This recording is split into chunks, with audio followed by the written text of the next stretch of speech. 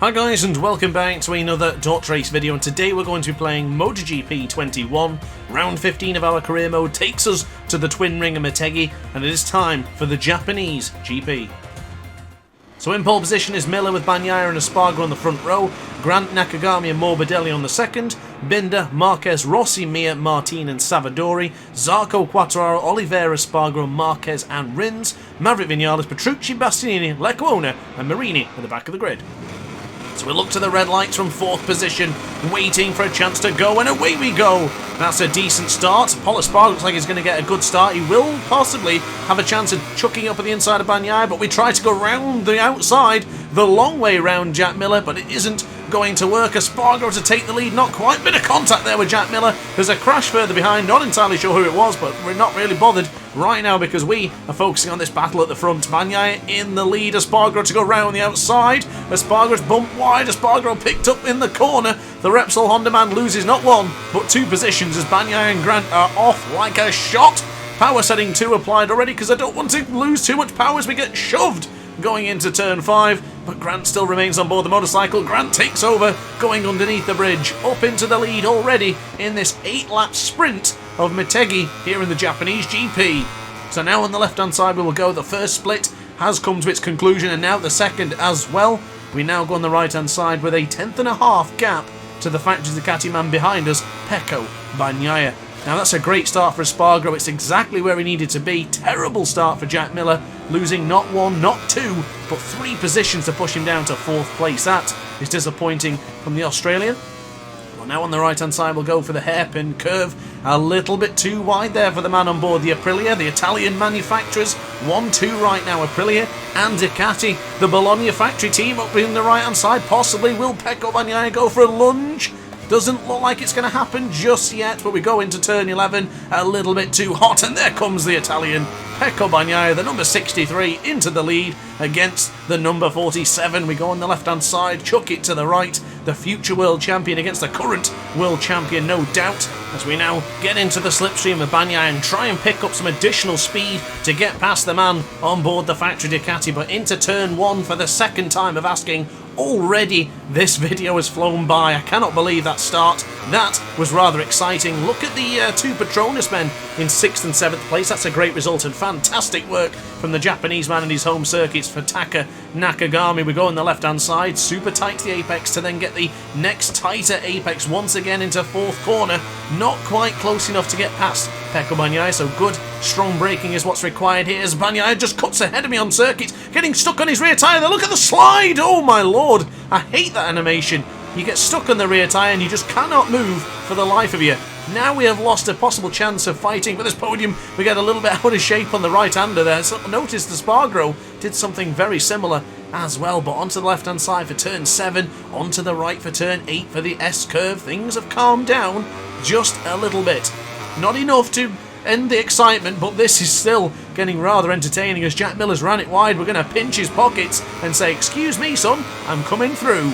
So power setting 3 is back enabled because we do need that extra oomph to chase down Mr. Bagnaia in the lead. I'm not happy with that situation. He did cut across the track there to get in my way. I'm not particularly impressed with it. But Espargaro versus Grant, who is going to be the last of the late breakers going into the 11th corner. You better believe it's going to be DrAce. We are pretty good on board the brakes, on board this Aprilia as we go super tight to the apex. The 90-degree corner has been nailed, and now the gap is 0.3 of a second. I am using that valuable power setting 3 that I wanted to keep hold of just in case we needed it, and I guess we needed it already. So there you go, it has been burned just like we were into the 4th corner when we got stuck on the back of Pecco Bagnaia.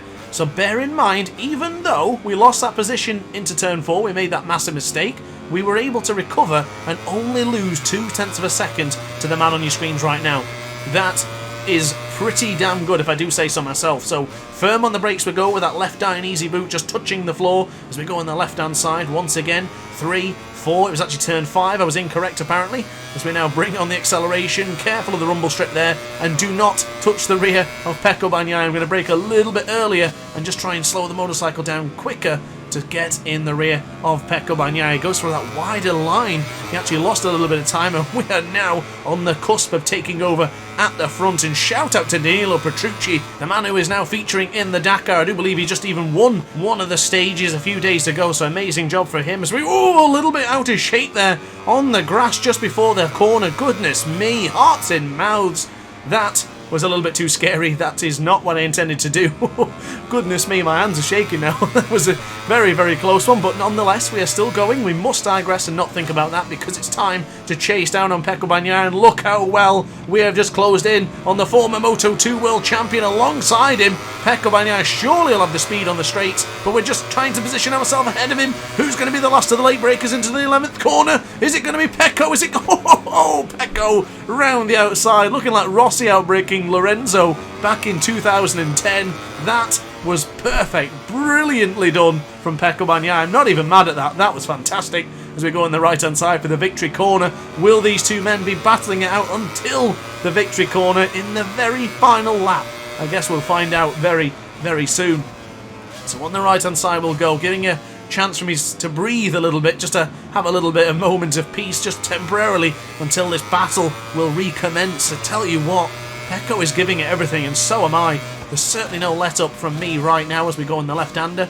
Nice and tight to the apex is what's required to get that wider line, to then chuck it into the line again for turn 4. There you go. Not bad. We need all the slipstream we can get, unless I'm going to start using power setting 3. Firm on the brakes will go for the 5th corner. I can't get that corner right. I keep saying it's the 4th corner, but never mind. Move on. Keep on moving. Keep on grooving as we go on the right-hand side. Now into the 6th corner for the 130R. Bagnaia gained a few extra tenths on us there.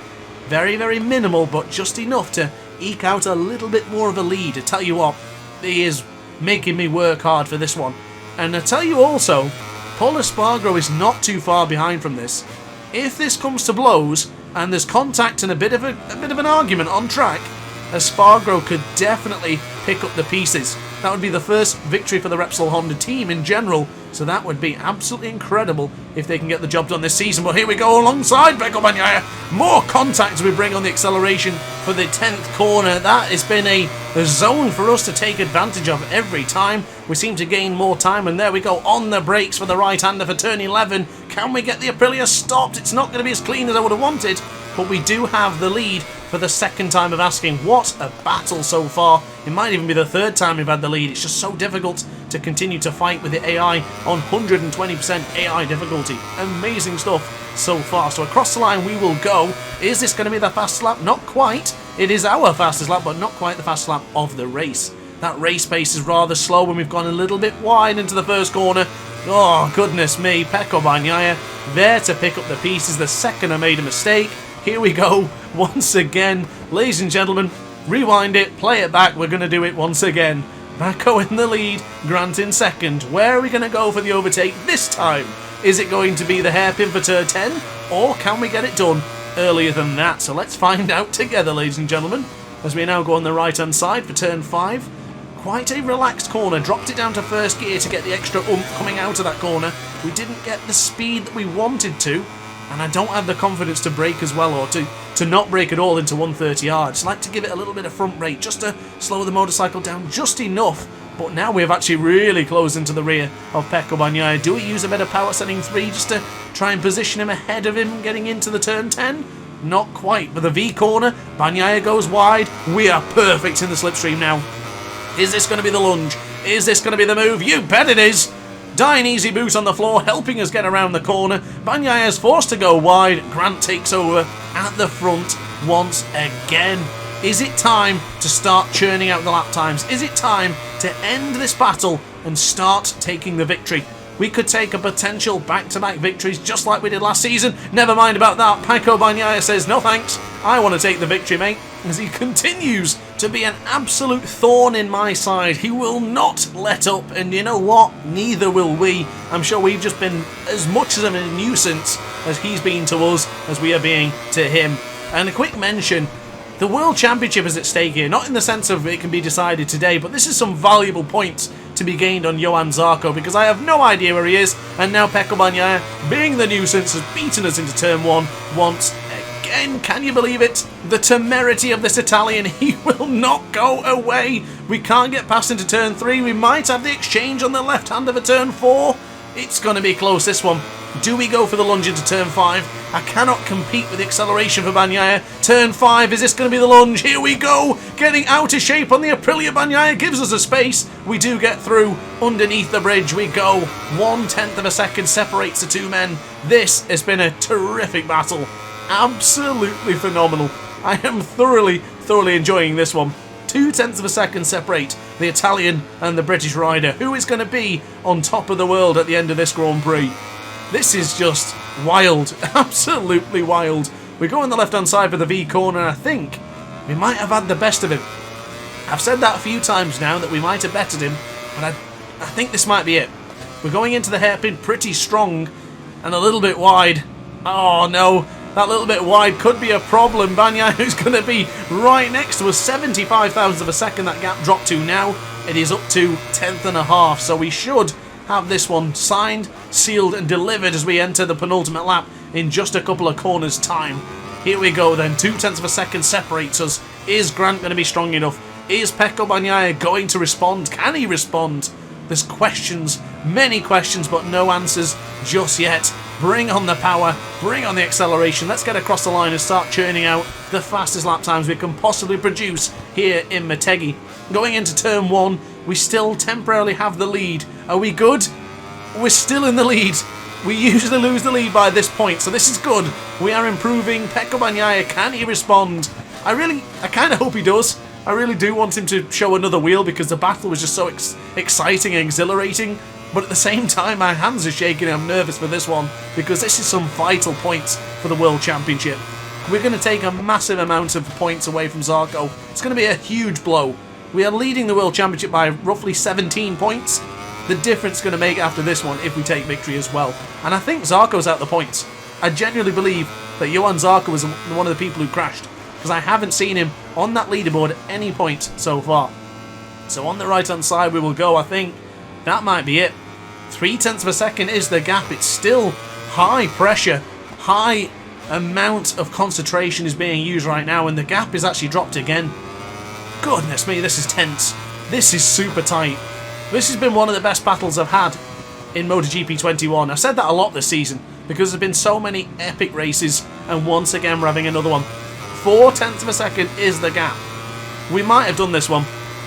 We might have finally bested Pecco Bagnaia. I mentioned he had the temerity to continue to fight, and I think he will continue no matter what. So we run it wide going into turn 11. The gap is still 0.3 of a second, so he didn't take advantage like I thought he would there. He really didn't. But we'll have one more lap after this one. The penultimate lap is coming to a close. We bring on the acceleration. We still have a ton of power setting 3 to use. We have fuel to burn. Do we use it though? Do we use it or do we not? 0.2 of a second is the gap. We are in the lead. It's down to us. The only person who can win this now is us, unless we blow it. It's 1/10 of a second. Bagnaia is not giving this one up. He really isn't. Oh god, this is just tense. The pressure is surmounting. Who is going to be the man to take the victory here in Motegi? We won it last year, so we already have the bragging rights, but will we have even more bragging rights at the end of this Grand Prix? A little bit out of shape, the same thing we did in practice. Oh, we're still alright, we're still good. The gap is 1/10 and a bit though. The tension, it's palpable. You can cut it with a knife. 1.5 of a second is the gap to Pecco Bagnaia. Danilo Petrucci's lap time of 1:44.761 is still the fastest lap of the race. That is unbelievable. That's amazing actually. It was one lap and everyone else has not changed it since. That's incredible. But for the time being, we are going into the V corner for the final time of asking. Turn 10, the hairpin where we gain so much additional time. Is it going to be kind? It is not going to be kind. We've ran it wide. We've ran it deep. Is Pecco Bagnaia close enough? Oh my goodness. We didn't do that very well. We lost a lot of time. Do we use power setting 3? We don't need it. 0.3 of a second is the gap. I think we've got the job done here. We're braking extremely firm now for turn 11. Surely there's not going to be an Alex Rins in the middle of the track to blow it like he did in qualifying for me just 4 hours ago. But I think the job is well and truly done. This is going to be a victory for the Aces. This has been an absolutely fantastic battle that we have come out and stood on the top step of the podium. A wheelie for the Aces, a wheelie for victory as Matt Grant takes another victory this season. So So confirmations on your screen right now of Grant taking the Japanese Grand Prix victory, Pecco Bagnaia in second after a thrilling battle, and Pol Espargaro on the podium for the very first time this season in our second season of MotoGP. Fantastic results, and I see no Johann Zarco. Looking at the championship, look at Johann Zarco, 42 points behind. Pecco Bagnaia 46 and Quartararo 66 behind your championship leader. Looking at the team championship, and Factory Ducati still lead the way by 42 points clear from Pramac and 44 clear from Aprilia Racing Team Gresini. So great job from Grant and Lorenzo Savadori for picking up the points. So looking at the Constructors' Championship, I always forget to mention it, but there you go. Ducati still dominating, leading by 80 points by the time of this video. So they have pretty much got this one in the bag, unless they all crash and Aprilia win the next couple of races. But I think that's highly unlikely. So I now look into Parc Ferme, and what a victory. What a race. What a battle. That was honestly one of the best races I've had all season. I thoroughly enjoyed that. I really did. And something you'll see as well is my crew chief has changed. I went into the negative when I was trying to build my Moto 3 team, so unfortunately I've got a different crew chief that the team paid for. A little bit of a side note, and I guess I'll discuss it in another video, but for the time being, we take victory here in Motegi, back-to-back wins for Grant, and a massive championship lead against Johann Zarco. So upon that note, guys, I really hope you guys enjoyed this video. It was a thrill to make and an absolute pleasure, and I really hope you enjoyed it. So if you did, let me know in the comments section down below. I'd advise hitting the like button as well, because it does help the channel out, and I'd also advise hitting subscribe as well so you don't miss any more DrAce MotoGP or Ride 4 content. Thanks for watching, guys. It's been a pleasure, and I'll see you in the next one. Ciao for now.